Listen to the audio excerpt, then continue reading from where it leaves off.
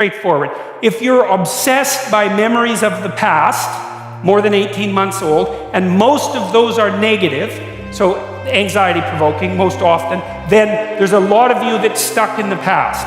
And what that means is you didn't map the territory well enough, and the parts of your brain that are alarm systems, anxiety systems, are saying, no, there's holes in the way you're looking at the world. There's holes in the way that you're looking in the world. And you fell in them once, and you don't know where they are, and you don't know how to fill them, and you don't know how to walk around them, and so you can't forget them, you can't forget them, you can't forget them, you can't forget them. So you have recurring nightmares, for example, are a good example of that sort of thing happening. But in any case, if you have memories like that, you remember them, they make you feel anxious and negative, you're stuck back there. Your body is still reacting as if there's an emergency that could happen again that you haven't fixed. And it doesn't matter if it was your fault, that's irrelevant, because the alarm system doesn't care. Like, when your smoke detector goes off, it isn't relevant whether it was your fault. The smoke detector just says, house is on fire, and that's a bad thing. And your anxiety systems are like that. If they're tagging old memories with anxiety, then you have to do something about it, or you will be tortured by those memories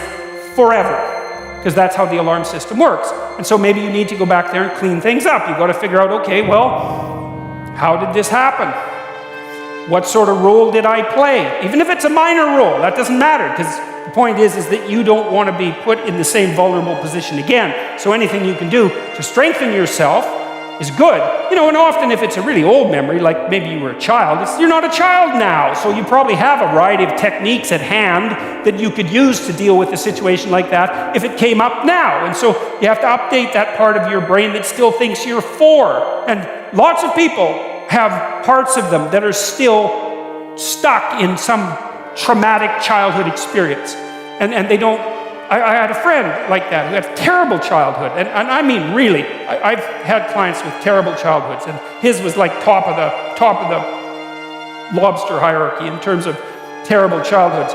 And whenever he had a dream about it, which was very often, he was 5 in his dream. He's 58. You know, he's not 5, but hadn't been updated, so he was still 5 in his dreams. It was a complete bloody nightmares for him, complete with all sorts of terrible physiological symptoms, really hurting his life.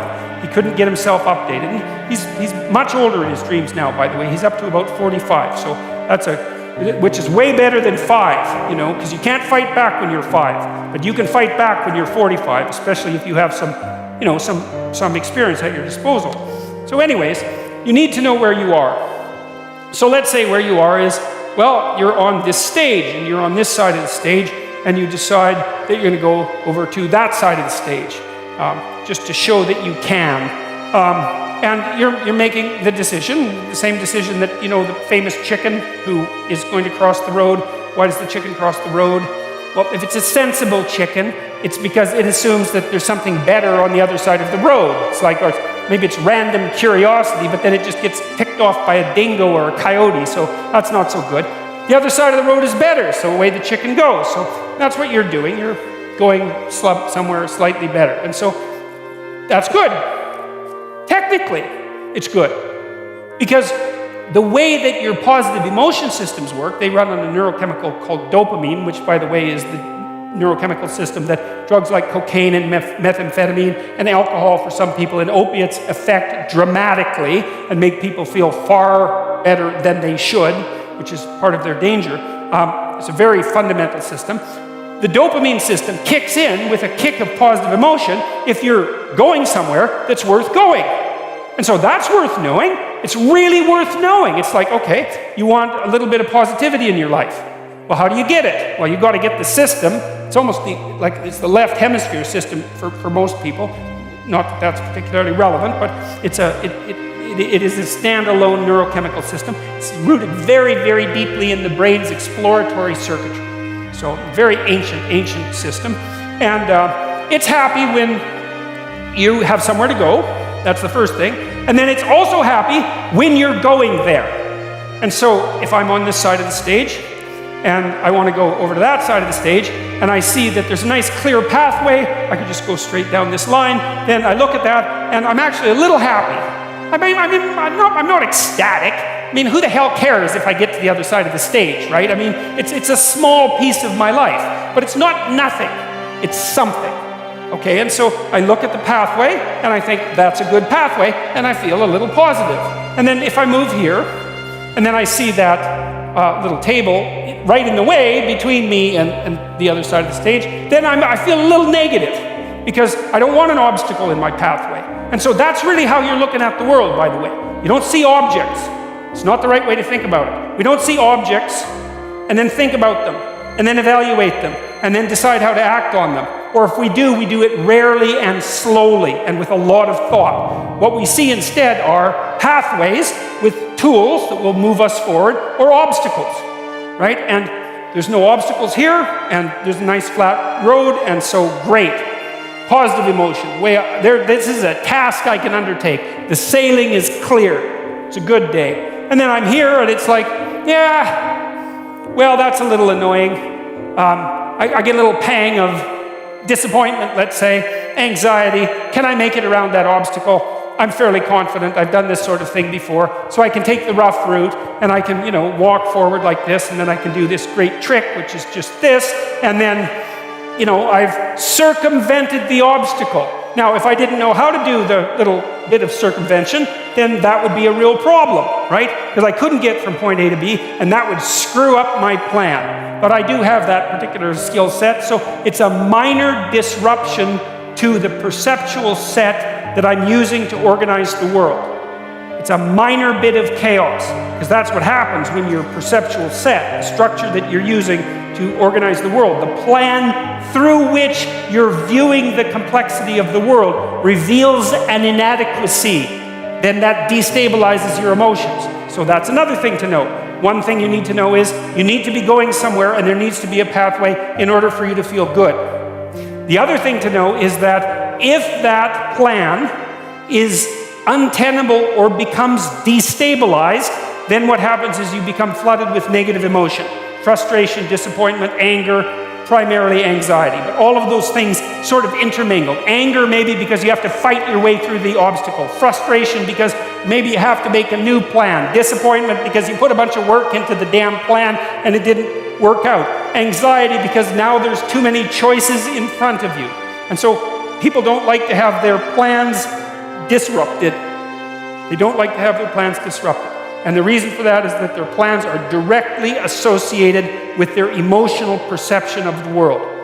And so, that's a good thing to know too. That's why, what it is you've decided that you're going to go to like a Korean restaurant for dinner, and that's fine, and it turns out that you can't, and maybe you have to go to a Greek restaurant, and it's like, who cares, right? Unless you hate Greek restaurants.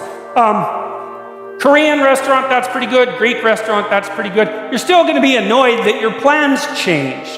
Well, why? Well, because it's annoying to have your plans change. It disrupts the structure that you use to stabilize your perceptions of the world. And it throws you momentarily into a state of chaos. Not much. Now, how much chaos? This is interesting. We don't know. Let's say you wake up one morning and you have an ache in your side. It's like, well, you don't have an ache in your side. What does it mean that you have an ache in your side? Well, you don't know. Like, maybe it means you pulled a muscle, and who the hell cares? Maybe it means you have cancer, and you're going to be dead in 6 months. The whole range of possibility is there, and some people will assume one thing, it's like, that's nothing, and some people will assume the other, and all of them will be right sometime. And so the question is, how do you calibrate something like that? And the answer is, well, we tend to guess at it. We guess at it temperamentally. So one way we guess at it is we have our set points for negative emotion. So it's neuroticism trait. Some people will be a lot more nervous about a small level anomaly than others. And maybe they'll go to the hospital first and they won't die. Or maybe they'll be freaking out all the time and they'll be a hypochondriac, right? So there's pros and cons about being nervous like that. Other person's very emotionally stable. They don't worry about much. They think, it's nothing. And then, by the time they get to the hospital, it's too late. Hey, that's how the dice roll. That's one way that you guess. It's determined in large part genetically. Not completely, but in large part. Another part is your position in the hierarchy. So the issue is, how safe are you in life? And the answer is, Who knows? But one of the way you guess is, well, are you good at things? You know, because if you're good at things and a problem comes up, you can probably solve it. And then you might think, well, how do you know if you're good at things? And one answer might be, well, other people think you're good at things. Because you're really kind of comparing yourself to other people when you're thinking about whether or not you're good at things. And so if it turns out that you're in a hierarchy and you're fairly high in the hierarchy, indicating a certain degree of competence, then your nervous system, under the control of the serotonin system, dampens down your negative emotion. It says, look, you know, all things considered, you're probably pretty safe. And that's nice, but it also means you don't like having your position in the dominance hierarchy challenged at all. Because if you get tossed down the hierarchy, let's say you get fired, well, it wreaks havoc with your serotonergic function. It makes you defeated, like the defeated lobsters that I wrote about. And then all of a sudden you're way more susceptible to negative emotion. And who wants that? And so that's why you don't even like to lose arguments. You know, you lose a little argument, it's like, whoop, down the dominance hierarchy a bit, up, emotions are a bit destabilized. It's no damn way, I'm right. And why? Because I want to keep my neurochemistry in check. And no wonder. Well, the thing is, sometimes it's better to learn than to insist upon being right, because learning works better for the future. But you get the point.